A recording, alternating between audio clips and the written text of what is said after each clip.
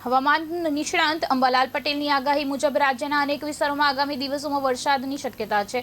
13 August સુધી મહીસાગર, પંચમહાલ, દાહોદ, છોટાઉદેપુર, વડોદરા, અમદાવાદ અને ગાંધીનગર સહિતના વિસ્તારોમાં વરસાદની સંભાવના વ્યક્ત કરવામાં આવી છે।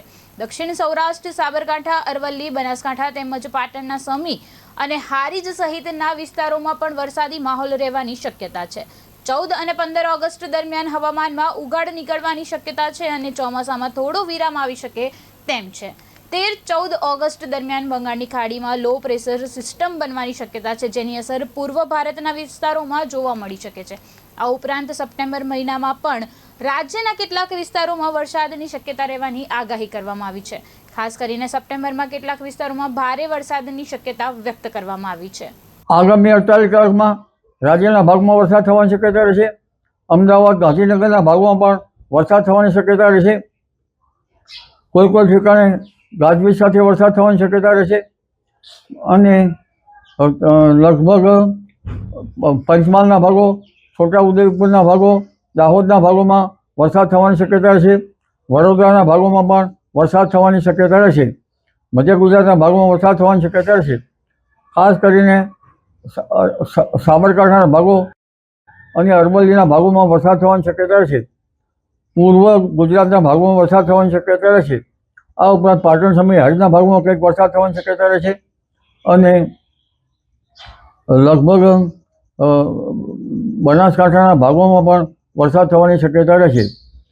સામાન્ય રીતે પૂર્વ ગુજરાતના ભાગોમાં વરસાદનું પ્રમાણ 3 ઇંચ કે 4 ઇંચ જેવું કુલ વરસાદનું પ્રમાણ રહી શકે। એટલે ખેડૂત ભાઈઓને આ વરસાદથી પાકને જીવતદાન મળી શકે, પરંતુ નીચાણવાળા ભાગોમાં કંઈક થોડોક જળભરાવ પણ રહી શકે। આ ઉપરાંત દક્ષિણ સૌરાષ્ટ્રના ભાગોમાં વરસાદ થવાની શક્યતા રહેશે। સૌરાષ્ટ્રના અલગ અલગ ભાગોમાં વરસાદી ઝાપટા પડવાની શક્યતા રહેશે। તેમજ દક્ષિણ ગુજરાતના ભાગોમાં વરસાદ થવાની શક્યતા રહેશે। દક્ષિણ ગુજરાતના ભાગોમાં લગભગ 3 થી 4 ઇંચ જેવો કુલ વરસાદ થવાની શક્યતા રહેશે। એટલે હમણાં આગામી તારીખ 13 સુધીમાં ગુજરાતના ભાગોમાં, સૌરાષ્ટ્રના ભાગોમાં વરસાદ થવાની શક્યતા રહેશે। ઉત્તર સૌરાષ્ટ્રના ભાગોમાં પણ વરસાદ થઈ શકે। સુરેન્દ્રનગરના ભાગોમાં, ધાંગધ્રાના ભાગોમાં, હળવદના ભાગોમાં પણ વરસાદ થઈ શકે। એટલે આ વરસાદ અલગ અલગ ભાગોમાં થવાની શક્યતા રહેશે અને આ ઝાપટાથી કોઈ ઊભા કૃષિ પાકોને ત્યાં જીવતદાન મળી શકે। જ્યાં વરાપ નથી થઈ ત્યાં થોડીક હરકત આવી શકે। આ ઉપરાંત વરસાદ ઓગસ્ટમાં ઓછો થવાનું કારણ પેસિફિક મહાસાગરમાં એક જબરજસ્ત વાવાઝોડું બન્યું હતું। એ વાવાઝોડું હવે દક્ષિણ ચીન તરફ જશે અને ત્યાંના કારણે બંગાળ ઉપસાગરમાં ફરી પાછી સિસ્ટમ બનવાની શક્યતા રહેશે। કારણ કે આ વાવાઝોડું અરબ સાગરનો ભેજ અને બંગાળ ઉપસાગરનો ભેજ ખેંચી જતું હતું। એટલે ઓગસ્ટમાં હમણાં લગભગ સારો વરસાદ થવામાં મોટો અંતરાય ઊભો કર્યો હતો। પેસિફિક મહાસાગરમાં એક પછી એક સિસ્ટમો બનતી હોય છે।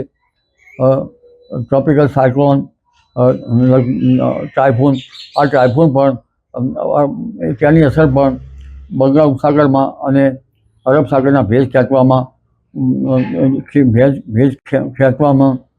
હરકત થતી હોય છે। ત્યારબાદ હજુ વરસાદ ગયો નથી। સપ્ટેમ્બરમાં પણ વરસાદ થવાની શક્યતા રહેશે। સપ્ટેમ્બરમાં ભારે વરસાદી ઝાપટા પડવાની શક્યતા રહેશે।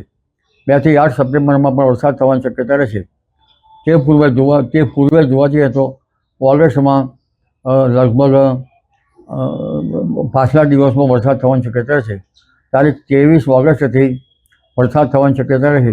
તારીખ 25 થી 28 ઓગસ્ટમાં વરસાદની વધવાની શક્યતા રહે અને આ વરસાદ જે છે એ ગુજરાત સૌરાષ્ટ્રના ભાગોમાં અને દક્ષિણ ગુજરાતના ભાગોમાં પણ થઈ શકવાની શક્યતા રહે। પરંતુ તારીખ 31 ઓગસ્ટ પછીનું વરસાદી પાણી સારું ગણાતું નથી। એટલે સપ્ટેમ્બર માસમાં 2-8 સપ્ટેમ્બર અને 12મી સપ્ટેમ્બર પછી ભારે વરસાદ રાજ્ય